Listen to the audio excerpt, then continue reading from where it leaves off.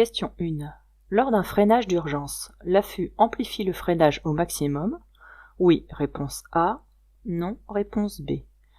L'affût est obligatoirement associé à l'ABS? Oui, réponse C. Non, réponse D.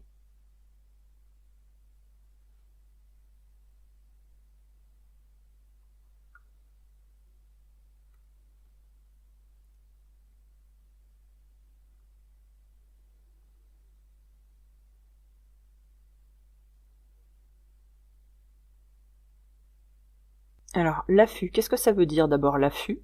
A pour aide, F comme freinage et U comme urgence. Donc c'est l'aide au freinage d'urgence. Donc cette aide, elle détecte en fait la vitesse d'enfoncement de votre pédale de frein. Et si vous appuyez fortement aussi, donc il y a deux facteurs, la vitesse d'enfoncement de votre pédale de frein et la force de freinage. Et en fonction de ça, elle détecte si c'est un freinage d'urgence ou pas. Et donc en fonction de ces deux facteurs-là, le freinage va être optimum. C'est-à-dire que même si vous ne freinez pas assez, lui va se mettre à freiner au maximum.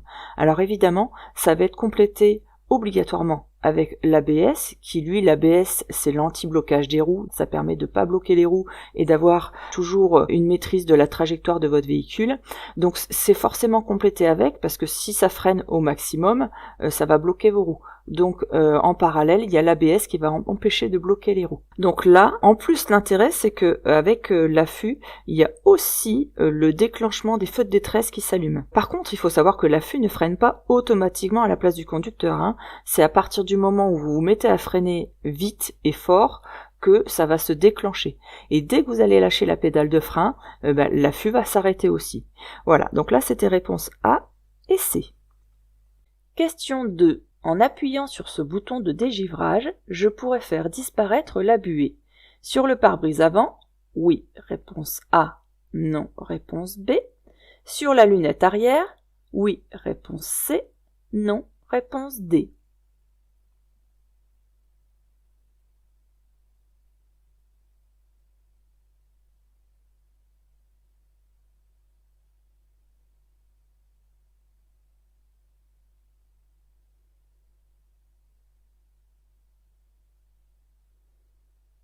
Ce bouton-là nous indique le dégivrage avant. Vous voyez, la forme c'est évasé. Donc ça, c'est pour celui-ci. Ok, c'est pour l'avant. Si ça avait été le dégivrage arrière, la forme elle est rectangulaire. Donc vous avez la même chose hein, avec les petits symboles de flèche là, ok, mais à l'arrière. Donc là, évasé, comme ça, c'est l'avant. Donc en appuyant sur ce bouton de dégivrage, je pourrais faire disparaître la buée sur le pare-brise avant. Oui, réponse A. Sur la lunette arrière, non, réponse D. Question 3. Dans tous les cas, je dois pouvoir présenter aux forces de l'ordre l'attestation d'assurance. Oui, réponse A. Non, réponse B. La vignette du contrôle technique. Oui, réponse C. Non, réponse D.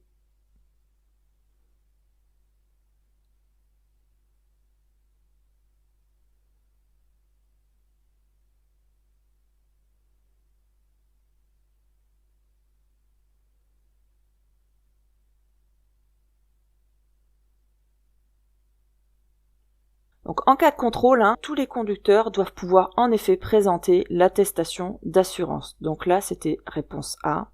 Ensuite, la vignette du contrôle technique. Alors attention, c'est un petit piège, parce que là, on vous dit dans tous les cas de figure, qu'on ait un véhicule neuf ou pas un véhicule neuf. Or, je ne dois présenter, moi, mon contrôle technique à partir du moment où mon véhicule a plus de 4 ans. Donc ce n'est pas le cas pour tous les conducteurs. Donc, est-ce que je dois présenter l'attestation d'assurance? Oui, réponse A. La vignette du contrôle technique? Eh bien non, réponse D, parce que c'est pas le cas pour tous les conducteurs. Question 4. Je reste où je suis? Réponse A. Ou je m'écarte? Réponse B.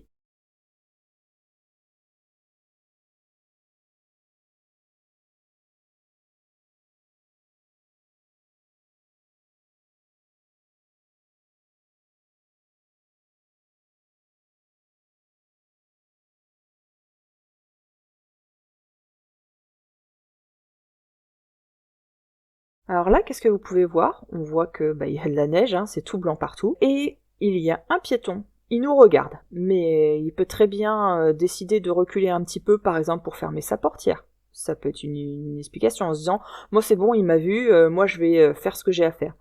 Cette personne-là, elle peut très bien glisser et tomber sur la route. Et moi, en plus de ça, là, je vais avoir du mal à freiner et à m'arrêter rapidement, puisque ça va être glissant, vous en doutez bien, hein, quand on voit l'état du sol, on se dit bien que c'est glissant. En plus de ça, donc non seulement il y a la dame qui est là, et derrière, ben, vous avez vu, il y a une voiture qui est en train de sortir. Hein, elle a bien avancé son devant déjà. Donc c'est un deuxième danger supplémentaire. Donc là, il vaut mieux s'écarter au cas où, pour éviter tout accident. Donc je vais m'écarter, mais je vais aussi ralentir. On ne vous pose pas la question sur cette diapo-là, mais si on avait à vous la poser, il faudrait ralentir aussi, d'accord? Donc en aucun cas je reste où je suis, je vais m'écarter un petit peu pour augmenter mes distances de sécurité. Donc réponse B. Question 5. Un jeune conducteur est capable de lire ses indices en même temps. Oui, réponse A. Non, réponse B.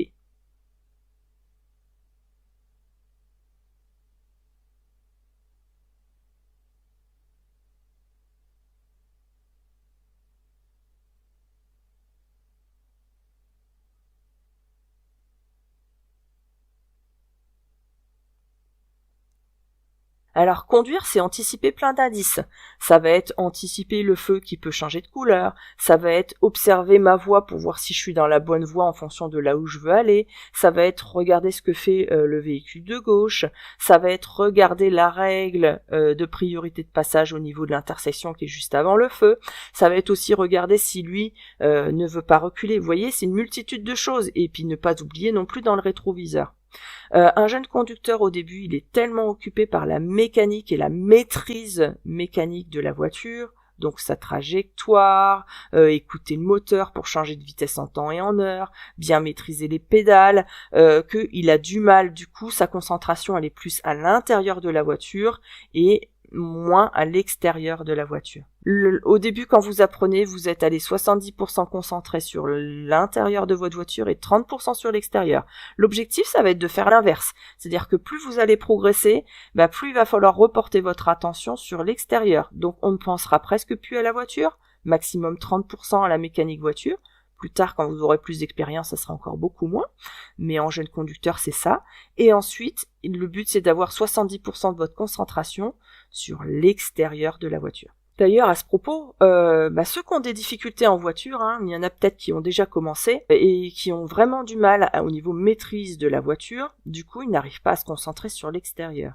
Si vous avez beaucoup de difficultés pour éviter de faire des heures supplémentaires, beaucoup d'heures et que ça vous coûte plus cher, et aussi que vous soyez démotivé, je vous conseille de passer en boîte automatique, d'accord? Vous passez le permis en boîte automatique et après, plus tard, si vous voulez revenir en boîte manuelle, il suffit de faire un petit stage pour redevenir à l'aise un petit peu avec la boîte manuelle, d'accord? Mais c'est beaucoup plus facile de faire comme ça, et ça vous évite de faire beaucoup d'heures. Ça, c'était le petit conseil.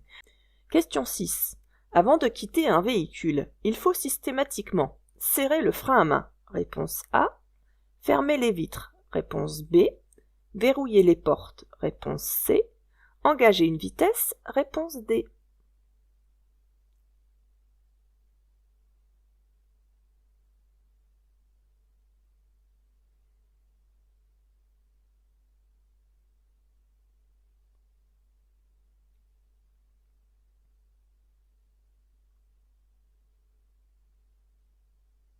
Alors avant de quitter un véhicule, en effet, il vaut mieux serrer le frein à main pour éviter que la voiture ne bouge pendant que vous êtes stationné. Ensuite, il faut fermer les vitres, pour s'il pleut déjà, si vous stationnez plusieurs jours, mais pour éviter tout risque de vol aussi. Et puis, il faut verrouiller les portes pour la même raison, c'est pour éviter les risques de vol. Concernant mettre une vitesse, engager une vitesse, ça on vous le conseille que si vous êtes dans une descente pour éviter que la voiture ne descende ou que si vous êtes en côte pour éviter que la voiture ne recule. Donc dans ce cas-là, on vous conseille, parce que le frein à main aura quand même des difficultés à bien maintenir votre voiture, donc là on vous conseille d'engager une vitesse, ce qui fait que ça bloque les roues grâce au moteur. Donc là, c'était réponse A, B et C. Question 7. En cas de freinage d'urgence, l'ABS agira sur la voiture. Réponse A. Sur la remorque. Réponse B. Sur la voiture et la remorque. Réponse C.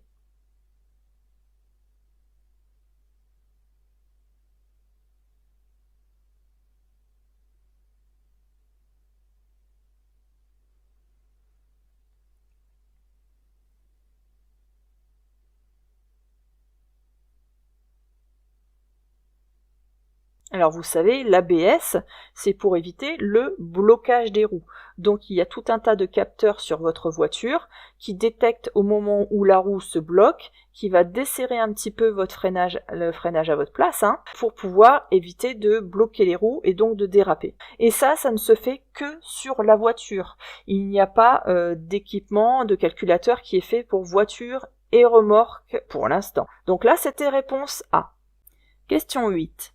À l'arrière, une remorque doit être munie de 2 catadioptres triangulaires de couleur blanche, réponse A, rouge, réponse B, bleu, réponse C.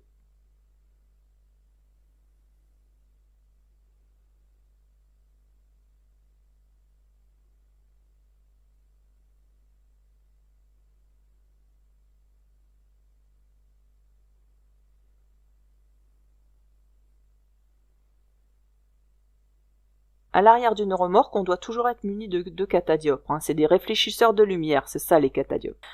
Donc ils sont triangulaires, et de quelle couleur ils sont? Ils doivent être de couleur rouge. Donc c'était réponse B. Donc si vous ne savez pas, ou si vous avez un doute, parce qu'on l'a révisé ensemble, mais vous aviez encore un doute, surtout vous le notez. Alors réponse B. Question 9. Je suis pressé. Je règle mon siège et je mets ma ceinture. À l'arrêt, réponse A. En roulant, réponse B.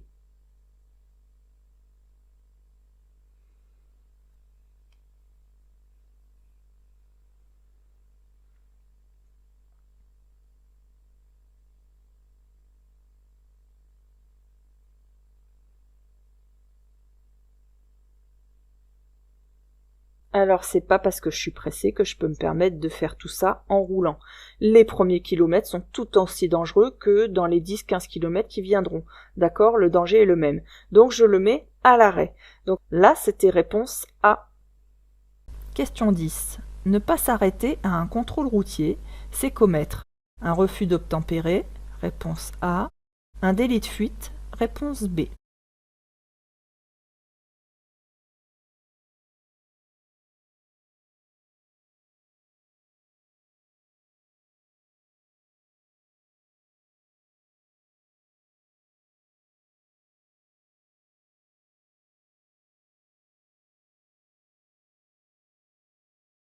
Donc ça, on a déjà vu dans une des séries précédentes.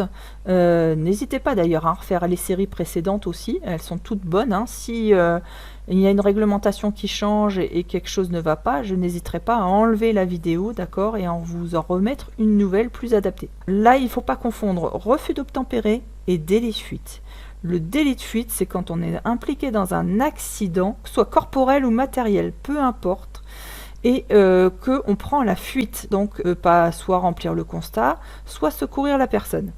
Ensuite, le refus d'obtempérer, c'est quand on ne veut pas écouter les ordres de soit la police ou de la gendarmerie, mais c'est quand on refuse d'obéir aux ordres des forces de l'ordre. Donc là, c'était réponse A, c'est un refus d'obtempérer. Question 11. Ce poids lourd peut circuler sur la voie de gauche? Oui, réponse A. Non, réponse B. Je place le pied face au frein. Oui, réponse C. Non, réponse D.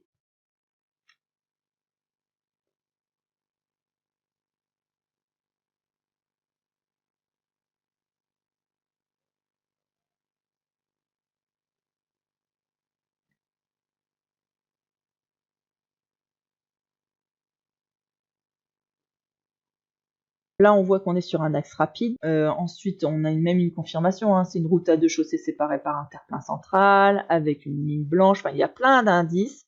La ligne continue, là, il y a plein d'indices qui nous disent que nous sommes en sens unique sur cet axe-là. Donc, on est sur un axe rapide. La règle est que les poids lourds ont le droit d'utiliser la deuxième voie s'il n'y a que 2 voies de circulation. Par contre, à partir de la 3e voie de circulation, là, le poids lourd ne peut utiliser que les 2 voies plus à droite. Il ne peut pas utiliser la 3e voie de circulation. Donc ici, est-ce qu'il peut circuler sur la voie de gauche? Oui, il a le droit de le faire. Est-ce que je place le pied face au frein? Alors, là, le poids lourd a mis un clignotant à gauche, ce qui veut dire qu'il a l'intention de dépasser. Il a le droit aussi de dépasser par rapport au marquage au sol, qui est une ligne de dissuasion de sortie. Ça veut dire que je n'ai pas le droit de dépasser pour sortir ensuite à la sortie qui est annoncée juste là. Donc là, le marquage au sol l'autorise à dépasser. Moi, je suis sur la voie de gauche, je suis prioritaire parce que je suis déjà dans ma voie. Lui, il change de voie, il n'est pas prioritaire. Donc normalement, il n'a pas à passer. Mais il a déjà mis son clignotant à gauche. Alors, est-ce qu'il l'a mis un peu trop tôt ou pas? On ne sait pas. Est-ce qu'il a l'intention de nous couper le nez ou pas? On ne sait pas. Donc là, par sécurité, on va placer le pied au-dessus du frein. Donc là, c'était réponse A et C. Question 12. L'obtention du permis B permet de conduire une voiture à boîte automatique. Oui, réponse A. Non, réponse B. Une voiture à boîte manuelle. Oui, réponse C. Non, réponse D.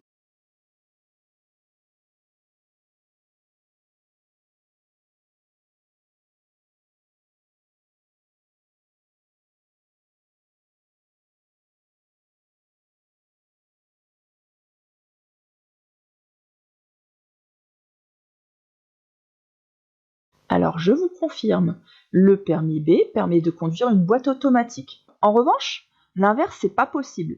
Si vous passez le permis B avec un véhicule automatique le jour de l'examen, donc c'est le permis BEA, d'accord, boîte automatique, là, ça ne permet de conduire que des véhicules automatiques. Pour pouvoir ensuite conduire une voiture à boîte manuelle, dans ce cas-là, je dois faire une formation de 7 heures, d'accord ? Donc l'obtention du permis B permet de conduire une voiture à boîte automatique. Oui, réponse A.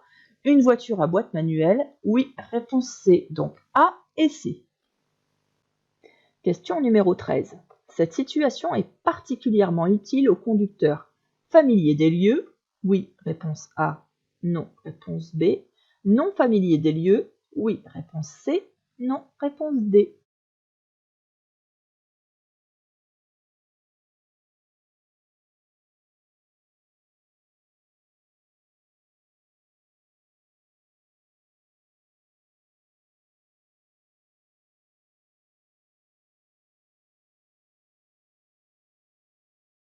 Alors, là, on nous demande, on parle de familier des lieux. Alors, qu'est-ce que ça veut dire familier? Familier, ça veut dire qu'il a l'habitude des lieux, qui connaît les lieux et qu'il y passe régulièrement. C'est ça que ça veut dire familier. Alors, on nous demande, cette signalisation est particulièrement utile au conducteur. Alors, vous avez remarqué, là, il y a le mot particulièrement. Particulièrement, ça veut dire qu'on va nous demander qui ça concerne le plus. Alors, est-ce que ça concerne ceux qui sont familiers des lieux ou plutôt les non familiers? Là, on nous dit carrefour modifié, régime de priorité modifié. Ça veut dire que celui qui a l'habitude, souvent quand on a l'habitude, on n'observe plus trop ce qui se passe autour de soi. On regarde un petit peu moins les panneaux parce qu'on connaît par cœur la route. On regarde moins les règles de priorité de passage parce qu'on sait qu'à tel endroit, d'habitude, eux ici, par exemple, ils avaient un stop, d'accord? Donc on fait moins attention à ces choses-là. À force, on ne lit plus la route de la même façon que si on ne connaît pas les lieux. Quand on ne connaît pas les lieux, on est obligé de tout anticiper, de tout observer. Donc on ne sera pas surpris, par exemple, si c'est une priorité à droite, parce qu'on est en recherche constante de ce qui va nous arriver. Un familier des lieux, lui, il va passer parce que d'habitude, ici, c'est un stop, donc il ralentit pas trop. C'est pourquoi, souvent, on est obligé de mettre plein de panneaux de signalisation pour prévenir ceux qui ont l'habitude, parce qu'ils auront tendance à passer sans faire attention à tout ça. Donc souvent, il y a le panneau qui vous dit « Attention, régime de priorité modifié », avec d'autres panneaux. Vous avez vu des panneaux de danger aussi, pour bien que vous fassiez attention. Donc ça concerne surtout les familiers des lieux. Donc c'était réponse A et D. Question 14. Je peux être verbalisé si ma voiture fait trop de bruit. Le jour, oui, réponse A, non, réponse B. La nuit, oui, réponse C, non, réponse D.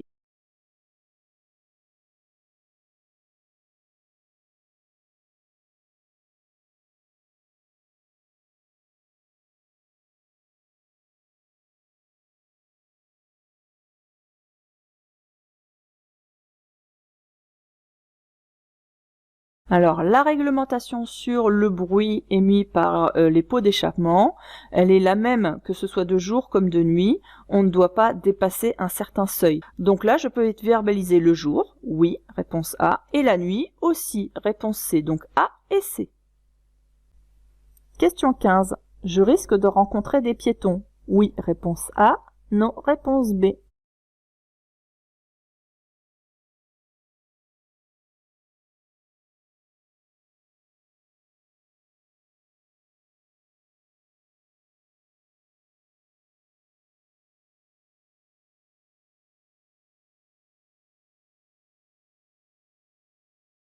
Alors, qu'est-ce qu'on peut voir? On peut voir qu'on est sur une route à circulation rapide, on est à 2 chaussées séparées par un terre-plein central. Donc, c'est normalement une route à accès réglementé quand même, où les piétons sont interdits. Mais là, on constate quoi? D'ailleurs, ça nous le dit, qu'il y a un véhicule devant qui est en panne et qui va se faire remorquer. Et il y a des plots qui ont été mis par sécurité. Là, il y a forcément des agents qui interviennent, soit pour régler la sécurité, soit pour dépanner la personne. Et donc ces agents-là, c'est possible qu'ils soient sur la route pour pouvoir monter dans leur véhicule ou faire monter le véhicule sur la remorque ou ceux qui travaillent pour aller chercher les plots. Donc c'est possible qu'on ait des piétons sur cette route-là. Donc là, c'était réponse A. Question 16. Pour transporter dans ma voiture un bébé de 4 mois, j'utilise un siège porte-bébé dos à la route. Réponse A. Un siège homologué type baquet. Réponse B. Un siège rehausseur à l'arrière. Réponse C.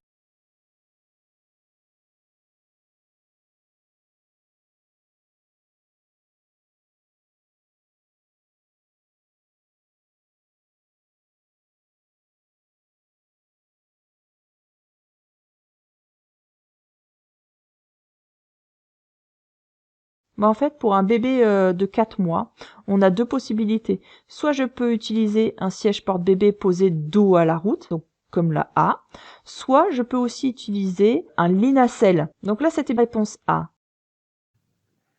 Question 17. Cette conductrice prend des risques. Oui, réponse A. Non, réponse B.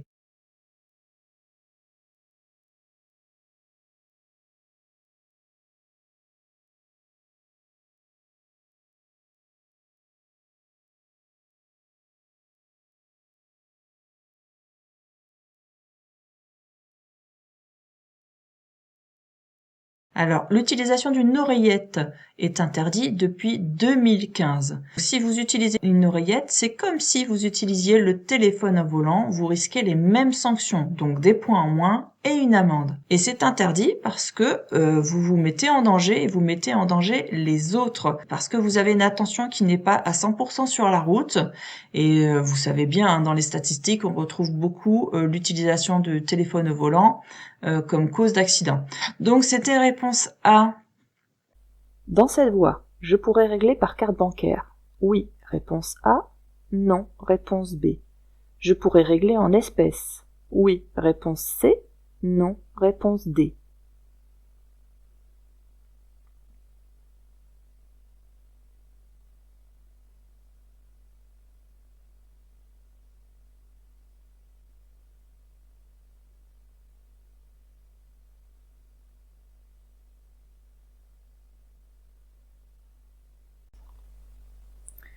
Pour savoir si on peut régler en carte bancaire ou en espèces, il faut regarder la signalisation qui est au-dessus des voies de sortie d'autoroute au niveau des péages. Et là, ça vous indique tout. Alors, T, ça veut dire télépéage. Avec la flèche verte, c'est la voie ouverte. Alors, je vais vous mettre un petit document pour vous expliquer un petit peu tout ça. Donc, quand vous avez une voie ouverte, vous avez la flèche verte. Mais ça veut aussi dire que tous les moyens de paiement sont acceptés. Pièces, billets, chèques.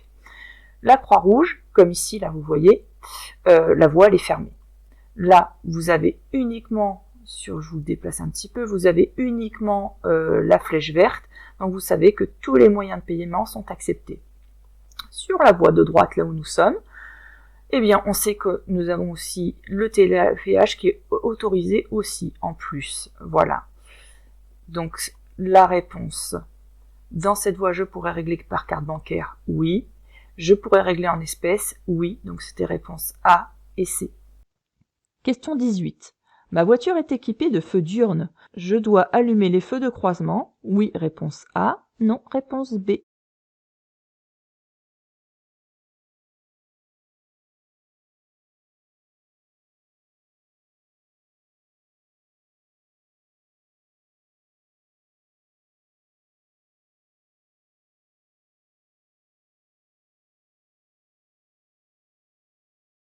Alors qu'est-ce que c'est que les feux diurnes là justement?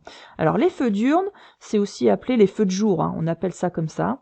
Donc ce sont des feux qui s'allument automatiquement à l'avant de votre véhicule, même quand il fait beau. Ça permet en fait de rendre la voiture plus visible pour les usagers qui arrivent en face par exemple. Mais attention, les feux diurnes, ça ne remplace pas du tout les feux.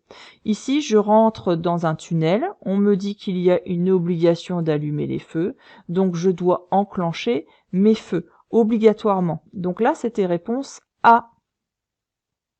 Question 20. Quel est le meilleur comportement? Je reste dans cette voie, réponse A. Je change de voie, réponse B.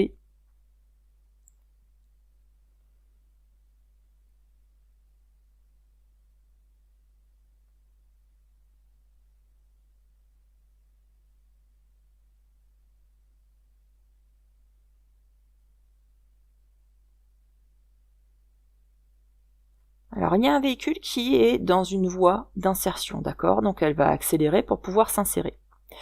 L'idéal, ça serait pouvoir lui faciliter le passage, par courtoisie, on est bien d'accord. Donc, de pouvoir s'écarter. Mais là, le problème, c'est que on est en double sens de circulation. Vous avez une bande blanche ici, pour vous séparer de l'axe en face. Donc on voit même le panneau qui est à l'envers, là, hein, c'est un indice supplémentaire. Donc on est en double sens de circulation, ce qui veut dire que je peux vraiment pas m'écarter pour le laisser s'insérer. Donc là, je reste dans cette voie. Réponse A. Question 21. Conducteur depuis 6 mois, ma vitesse maximale autorisée est de 90 km/h, réponse A, 100 km/h, réponse B, 110 km/h, réponse C, 130 km/h, réponse D.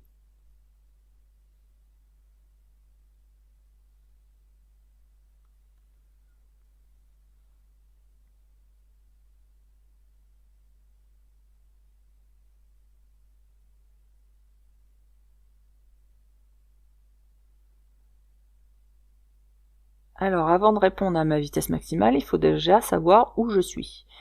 Alors, on voit un panneau bleu, mais on n'est pas sur l'autoroute. Pourquoi? Parce qu'il y a aussi des panneaux d'autres couleurs, et que surtout, là, c'est ça, hein, là, ça connaît par cœur, c'est une cartouche, et quand elle est jaune, et puis là, on voit bien le D1, on est sur une route départementale. Donc, on n'est pas sur une autoroute. On est limité à 110 km/h, et un jeune conducteur, pour lui, ça sera 100 km/h. Donc je suis, moi, jeune conducteur, puisque c'est précisé dans la question, donc je suis limité au maximum à 100 km/h. Réponse B. Question 22. En général, il est conseillé de changer les balais d'essuie-glace 2 fois par an. Réponse A. 1 fois par an. Réponse B. Tous les 2 ans. Réponse C.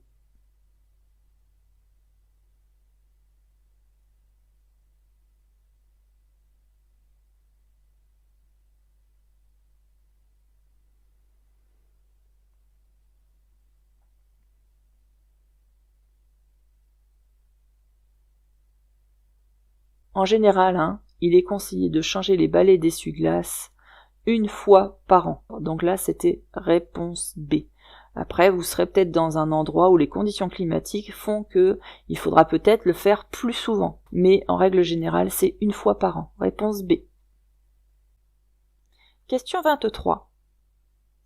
Pour stationner ou m'arrêter, je dois conserver un espace de 5 mètres avant un passage piéton. Oui, réponse A. Non, réponse B.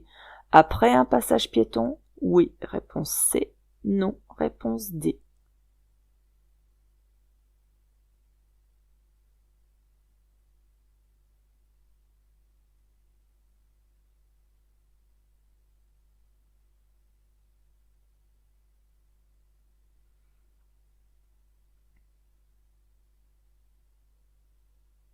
Donc, il est interdit de stationner avant un passage piéton, en amont. C'est un autre terme, apprenez-le aussi, amont, si vous avez des difficultés avec ce terme-là. Donc, c'est interdit 5 mètres en amont, donc avant le passage piéton.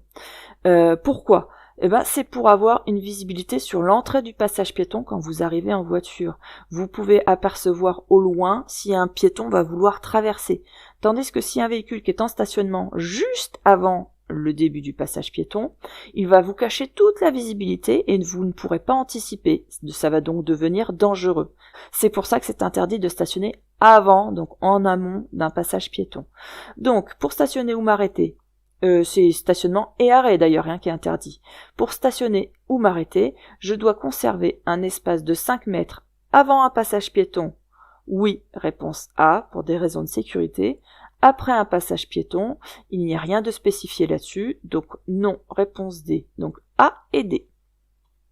Question 24.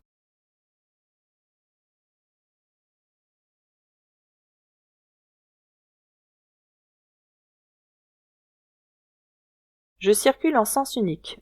Oui, réponse A. Non, réponse B. Je me place tout à gauche pour tourner à gauche. Oui, réponse C. Non, réponse D.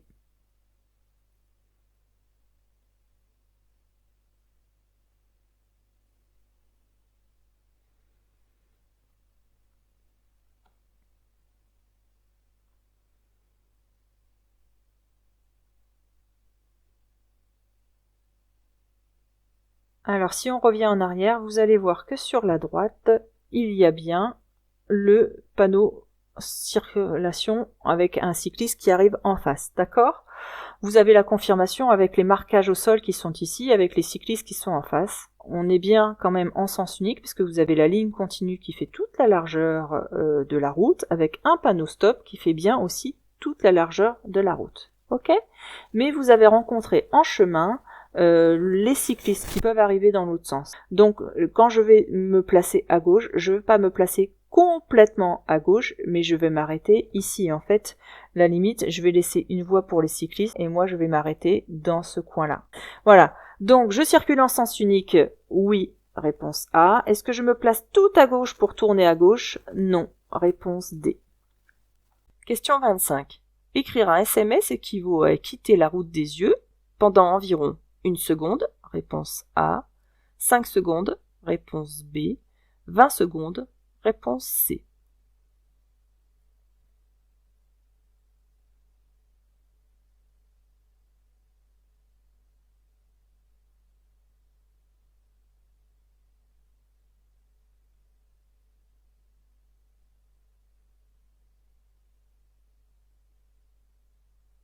Donc écrire un SMS, il faut savoir que ça multiplie par 23 quand même, hein, c'est énorme. Hein. Ça multiplie par 23 le risque d'accident. Envoyer un message, souvent ça nécessite de quitter la route des yeux au moins pendant 5 secondes. Et près d'un accident corporel sur 10, c'est lié à l'usage du téléphone. 1 sur 10 quand même. Hein. Donc là, réponse B, c'était 5 secondes à peu près. Question 26. Avec ma remorque, je fais plus de 7 mètres de long. Je peux utiliser la voie de gauche pour dépasser. Oui, réponse A. Non, réponse B.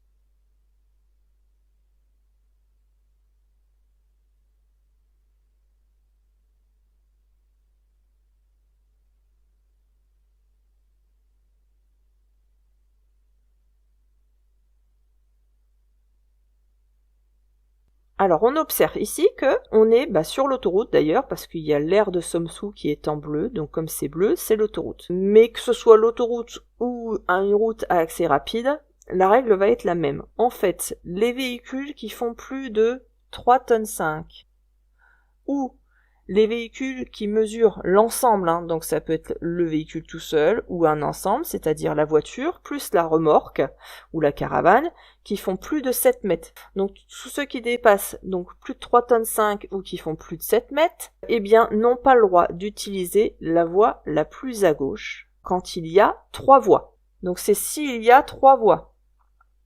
Eh bien la voie la plus à gauche, dans ce cas-là, est interdite à l'utilisation. Là, il y en a 2. Donc je peux utiliser la voie de gauche, même si mon ensemble mesure, comme c'est indiqué, plus de 7 mètres de long. Donc c'est réponse A. Question 27. Des objets posés sur la plage arrière affectent la visibilité. Oui, réponse A. Non, réponse B. Peuvent devenir des projectiles. Oui, réponse C. Non, réponse D.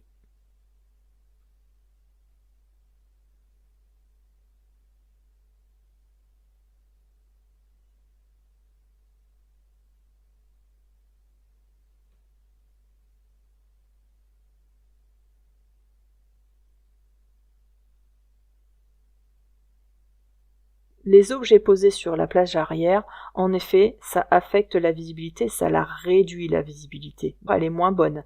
Donc là, c'était oui. Est-ce que ça peut devenir des projectiles? Oui, ça peut devenir des projectiles. Et quelques grammes sur la plage arrière, que par exemple un téléphone peut vite devenir, en fonction de votre vitesse, des kilos qui sont projetés. Donc il faut faire attention à ça. Donc c'était réponse A et C. Question 28. Sur autoroute, les résistances à l'air et au roulement sont responsables de près de la moitié de la consommation de carburant. Oui, réponse A. Non, réponse B.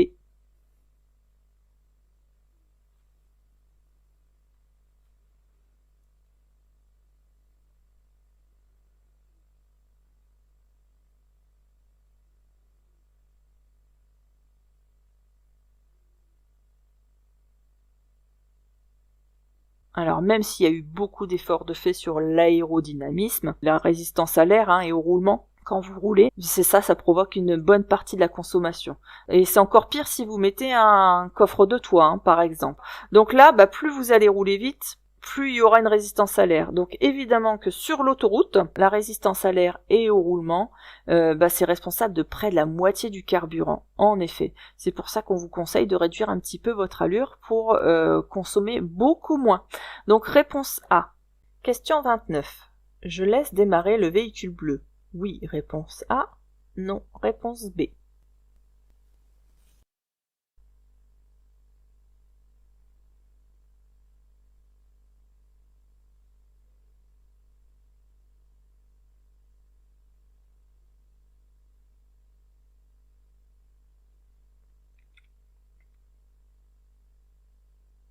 Alors nous, on circule sur la route principale. Sur le côté, on voit des stationnements et on voit aussi un véhicule bleu, là, un véhicule de la gendarmerie. Il faut savoir que les véhicules d'intervention ne sont prioritaires que lorsqu'ils utilisent les avertisseurs spéciaux. Qu'est-ce que c'est que leurs avertisseurs spéciaux? Eh bien, il y a le gyrophare bleu, vous savez, là, ce qui s'allume en bleu, là, et qui clignote. Là, il fonctionne pas, c'est pas le cas. Et s'il y a la sirène à 2 tons, on n'entend rien non plus. Donc c'est un véhicule comme un autre, qui est stationné comme un autre. Il veut quitter son stationnement, il n'est pas prioritaire, ce n'est pas à lui de s'engager devant nous, nous sommes prioritaires. Donc je ne laisse pas démarrer ce véhicule bleu. En plus de ça, il n'a pas non plus les roues prêts à démarrer, il a uniquement le clignotant à gauche qu'il a mis un peu trop tôt.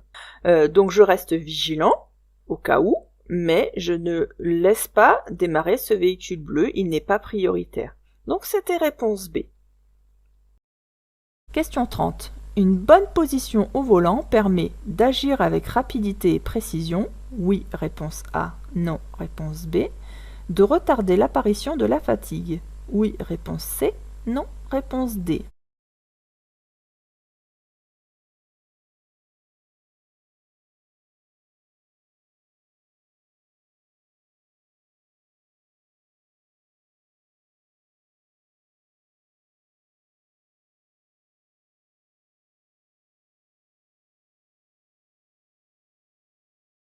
C'est en effet très important de bien s'installer au poste de conduite. Pourquoi? Parce que ça permet de voir bien la route sans être gêné par les passagers et les bagages. Parce que si on est installé trop bas, on n'aura pas une bonne vision autour de nous, par exemple. Et ça permet aussi d'agir rapidement et efficacement sur le volant et les pédales, avec plus de précision. Et l'avantage aussi, c'est que ça nous permet de fatiguer moins, d'accord? Parce qu'on est dans une position plus agréable, ça ne tire pas sur les muscles, donc on fatigue moins. Donc c'est réponse A et C. Question 31. Je dépasse ce cycliste. Oui, réponse A. Non, réponse B.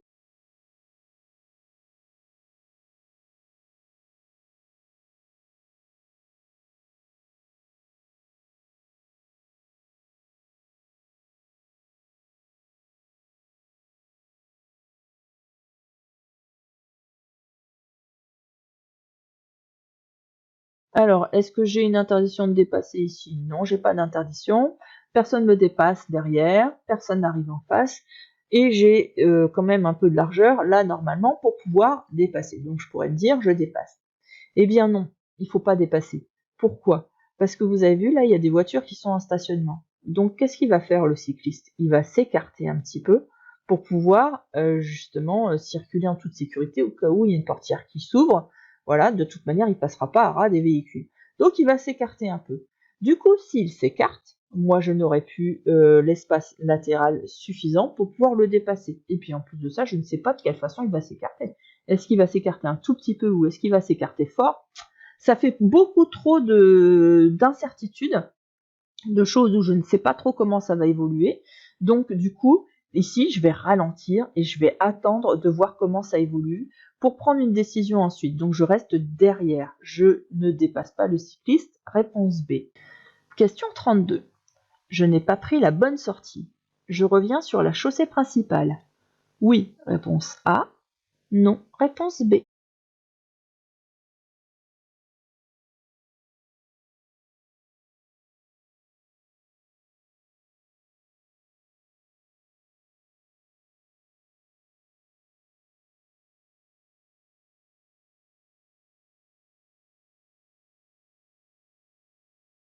Donc là, on me dit que j'ai pas pris la bonne sortie qui est ici. J'aurais dû rester dans cette voie-là, dans la chaussée principale. Est-ce que, comme je me suis trompée, est-ce que je peux revenir dans la voie principale? Eh bien non, on ne peut pas pour deux raisons. La première raison, c'est qu'il y a des voitures qui sont derrière et qui roulent forcément plus vite que moi, puisque moi je dois ralentir pour prendre la sortie. Donc ils vont aller plus vite que moi, donc je vais les gêner. Mais en plus de ça, et ça c'est la raison principale, c'est que quand je vais commencer à m'écarter, je vais franchir cette ligne continue. Et là, c'est interdit de franchir une ligne continue. Donc du coup, pour toutes ces raisons-là, je ne peux pas changer de voie. Qu'est-ce que je vais faire? Je vais sortir et je vais essayer de retrouver mon itinéraire pour pouvoir reprendre la bonne direction, mais un peu plus tard, c'est pas grave, il y a toujours d'autres solutions. Ne jamais se mettre en panique. On va peut-être faire 3 km de plus, mais c'est pas bien grave plutôt que de se mettre en danger et de mettre en danger les autres. Donc là, c'était réponse B. Question 33. Pour aller au port de Rouen, je m'insère devant les camionnettes, réponse A, entre les camionnettes, réponse B, derrière les camionnettes, réponse C.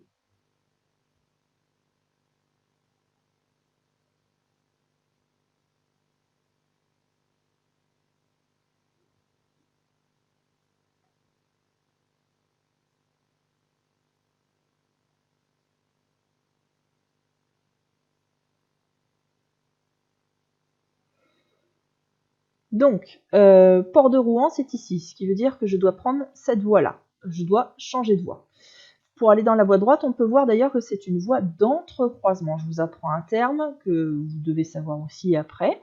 Donc l'entrecroisement, c'est quoi? C'est que c'est à la fois une voie d'insertion, donc il y en a qui vont arriver de derrière, vous avez vu, et lui, comme lui derrière, il va s'insérer sur la 2x2 voies. Mais c'est aussi une sortie. Donc je vais sortir par là pour pouvoir aller, soit une sortie ou une bifurcation, ça va dépendre du lieu, mais l'entrecroisement aussi, c'est pour pouvoir changer de direction aussi.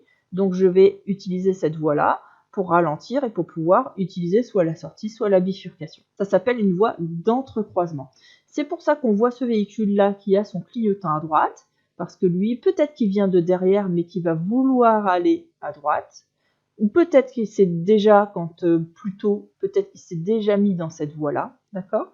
Et qu'on voit ce véhicule bleu là, qui vient certainement de cet axe-là, et qui va vouloir, lui, aller en direction de Orléans, de changer de voie. Alors, si je décide de passer devant la camionnette bleue, il va falloir en plus de ça un certain temps, parce qu'elle est assez loin devant moi.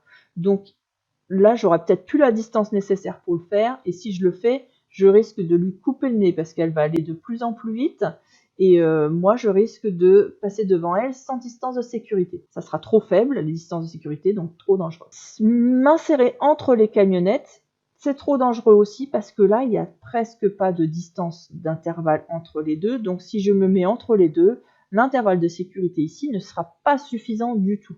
Le mieux, c'est de lâcher un petit peu l'allure et de m'insérer derrière cette camionnette avec une distance de sécurité qui sera suffisante. Donc je m'insère derrière les camionnettes. Réponse C. Question 34. Un incendie se déclare. Il est préférable d'attendre des secours. Réponse A. De sortir les blessés. Réponse B.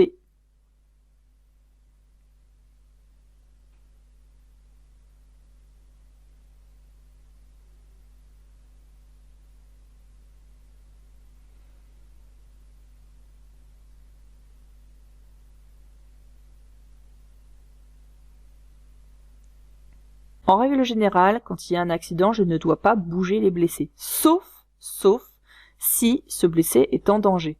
Là, la voiture prend feu, donc il est vraiment en danger, il faut le sortir immédiatement. Donc là, c'était réponse B.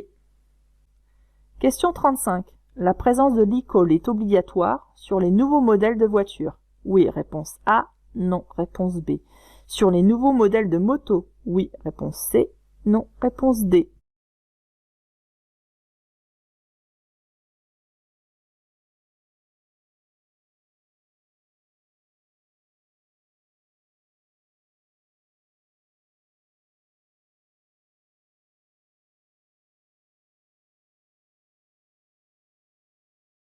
Alors, l'e-call, c'est une décision européenne, hein. Ça a été rendu obligatoire pour les constructeurs qui construisent les nouveaux modèles de voitures. Et donc ça a été mis en application à partir de 2018 en fait, hein, d'accord. Ça a été décidé en 2015 et ça a été mis en application en 2018. Et ça permet justement, quand vous avez un accident, que vous soyez conscient ou non, hein, ça appelle automatiquement les secours. Ça permet justement une intervention beaucoup plus rapide au moment de l'accident et de sauver des vies. Pour l'instant, l'obligation, elle est uniquement sur les voitures et pas sur les motos. Donc c'était réponse A et D. Question 36. Je suis bien placé si je circule à 50 km/h, réponse A. 70 km/h, réponse B. 90 km/h, réponse C. 110 km/h, réponse D.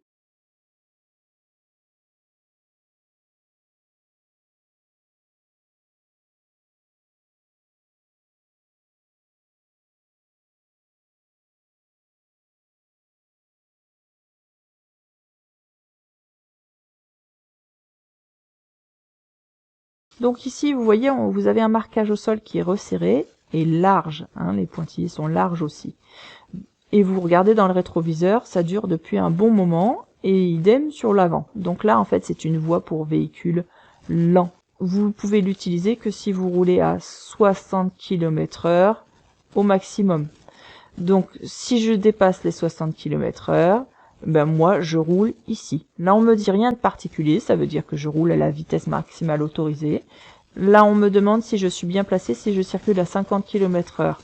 Bien non, si à 50 km/h, il aurait fallu être ici. À partir de 70 km/h, je peux être ici, 90 aussi, et 110 aussi. Donc là, c'était réponse B, C et D. Question 37. Je m'arrête pour laisser traverser les enfants. Oui, réponse A. Non, réponse B.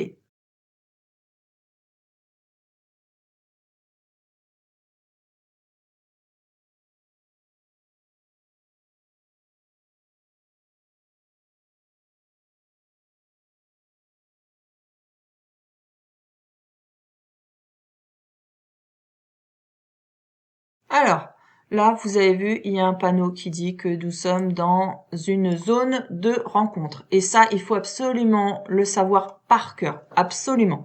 Ce panneau-là, vous ne devez pas douter là-dessus. Donc, ça veut dire qu'en fait, que les piétons, entre autres, hein, deviennent prioritaires. Alors, justement, ces enfants-là sont dans la zone prioritaire où les piétons sont prioritaires.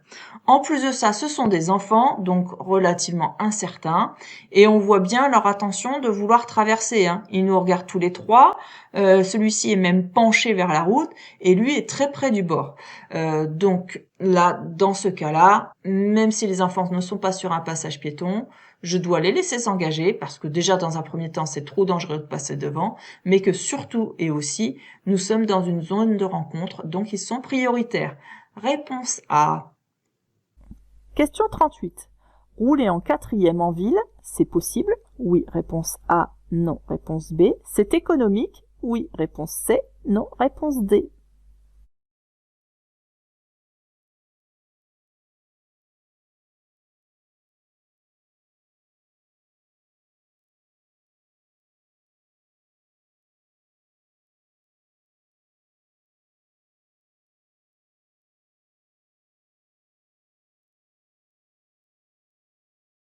Alors, vu le coût du carburant en ce moment, je sens qu'il y en a qui vont un peu plus écouter cette question-là.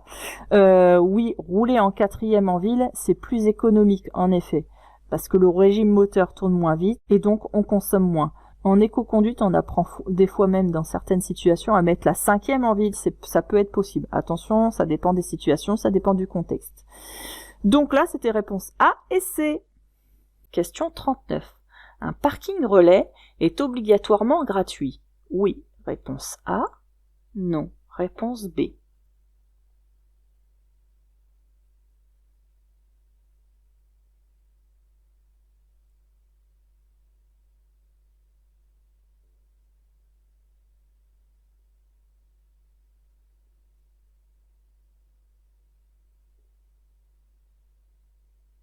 Alors, un parking relais, à quoi on le reconnaît? On le reconnaît au P plus R, le R de relais, ou ça s'appelle aussi un stationnement incitatif. Alors, c'est un espace de stationnement pour automobilistes. C'est souvent situé en périphérie d'une ville, au bord d'une ville, et c'est pour inciter les automobilistes à accéder au centre-ville par le biais de transports en commun. Ça peut être le métro, ou le tram, un train de banlieue, ou un bus. Et puis, comme ça, vous allez passer la journée au centre-ville, sans encombrer le centre-ville, et vous revenez le soir pour récupérer votre véhicule. Par contre, ces parkings-là peuvent être gratuits, mais ils peuvent être aussi payants. Donc c'était réponse B, non. Question 40. L'appui-tête est à la bonne hauteur. Oui, réponse A. Non, réponse B.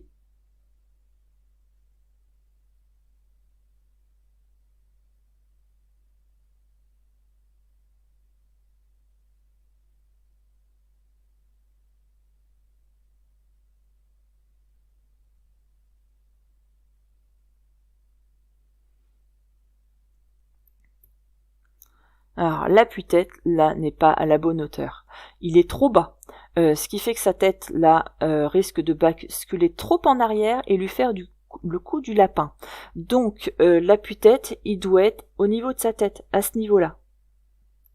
Au niveau du haut de la tête. Donc, il faut le remonter pour qu'il soit à ce niveau-là. Réponse B.